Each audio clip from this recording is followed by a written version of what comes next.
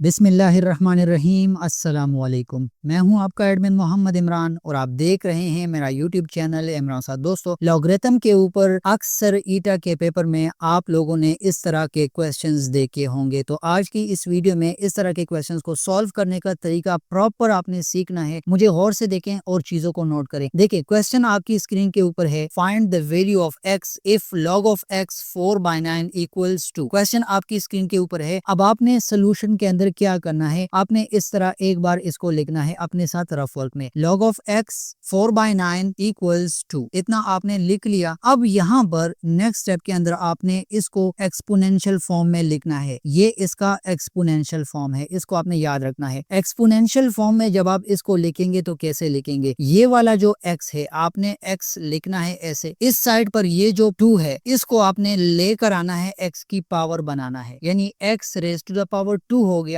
Equals 4/9 को आपने दूसरी साइड पर शिफ्ट करना है, तो ये यहाँ पर आ गया। ठीक हो गया। अब आपके साथ एक इक्वेशन बन गया है, x स्क्वायर इक्वल्स 4/9। ठीक हो गया। अब यहाँ पर आपने कंफ्यूज नहीं होना कि यहाँ पर क्या हुआ है। इस 4/9 को आप 2/3 की शेप में लिख सकते हैं, होल स्क्वायर इसके ऊपर अगर आप पुट करेंगे। इसका जो मतलब है वो इसका b है, यानी 4/9 को हम 2/3 होल स्क्वायर की शेप में लिख सकते हैं। अब हमारे साथ जो इक्वेशन बना आप लोग देख लें, x square equals 2/3 whole square, यानी x square equals 2/3 whole square. तो यहाँ पर भी स्क्वायर है, यहाँ पर भी स्क्वायर है। आप डायरेक्टली दोनों को कैंसिल कर दे तो आपके साथ एक्स की वैल्यू आ जाएगी। एक्स इज इक्वल टू 2/3, और ये ईटा के स्क्रीनिंग पेपर के अंदर मौजूद था। ये क्वेश्चन मैंने पेपर से लिया हुआ है, तो इस तरह आप कर सकते हैं। आपने सिंपल क्वेश्चन को देखकर एक्सपोनेंशियल फॉर्म बनाना है। मैं नेक्स्ट क्वेश्चन के ऊपर जाता हूँ, वहां से आपको अगेन क्लियर हो जाएगा। नेक्स्ट क्वेश्चन क्या है, find the value of x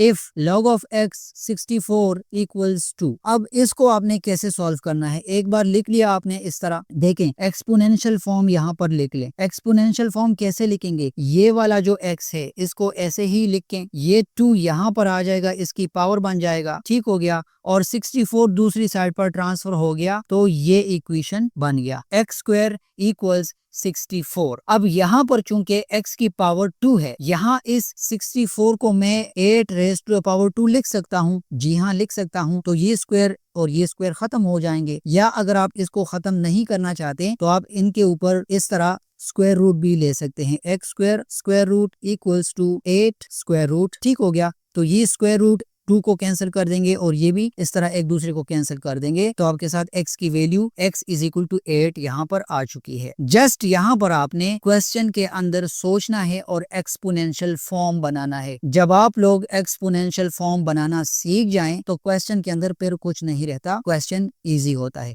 तो ये 2 क्वेश्चन लॉगरिथम के हवाले से कर लिए। अब थर्ड क्वेश्चन के ऊपर आते हैं। ये क्वेश्चन CBT, CT या DM के पेपर में इंक्लूडेड था, तो इसको भी आप लोगों ने सीखना है। अब ये 2 तो बाद में निकलेगा, ये इसका आंसर है। क्वेश्चन इस तरह गिवन था, log 9 3 प्लस log 9 27।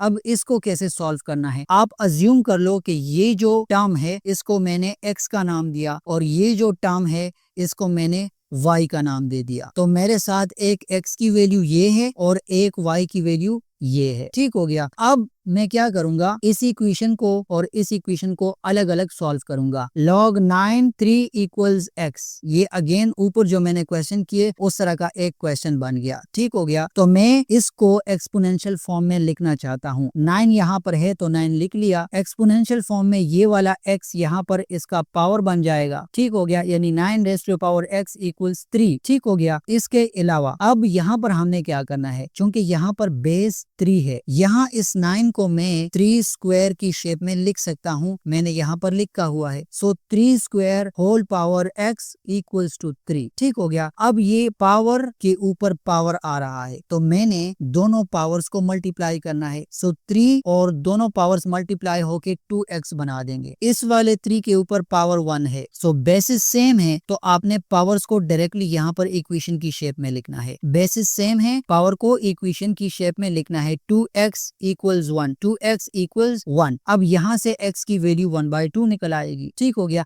तो ये तो x की जो इक्वेशन थी वो मैंने यहाँ पर सॉल्व की। अब मैं इस वाले को यहाँ पर सॉल्व करूंगा। log 9 27 इक्वल्स y, इसको भी अगेन एक्सपोनेंशियल फॉर्म में लिख के, so 9 raise to the power y equals 27। 27 इस साइड पर आ जाएगा। यहाँ पर जो वैल्यू होगी वो इस साइड पर आ जाएगी। अब मैं इस 9 को 3 स्क्वायर की शेप में लिख सकता हूँ। मैंने यहाँ पर लिखा हुआ है 3 स्क्वायर होल पावर y, और इस 27 को मैं 3 की शेप में लिख सकता हूँ अगर मैं 3 का क्यूब करूँ, यानी 3 इंटू 3 इंटू 3, अगेन ये 27 ही देगा मुझे। सो मेरे साथ इक्वेशन बना 3 raise to the power 2 whole power y equals 3 power 3। ठीक हो गया। अब ये पावर और पावर दोनों मल्टीप्लाई हो जाएंगे। So 3 raise to the power 2y equals 3 raise to the power 3। Basis same है तो मैंने पावर्स को इक्वेशन की शेप में लिखना है। 2y इक्वल्स 3 आ गया। अब यहाँ से y की वैल्यू निकाल दें। सो y की वैल्यू 3/2 आ जाएगी। अब आपने क्या करना है, इसको आपने x का नाम दिया था, इसको आपने y का नाम दिया था, इसके बीच में क्या है, प्लस है। यहाँ पर आपने x प्लस y करना है। तो x की वैल्यू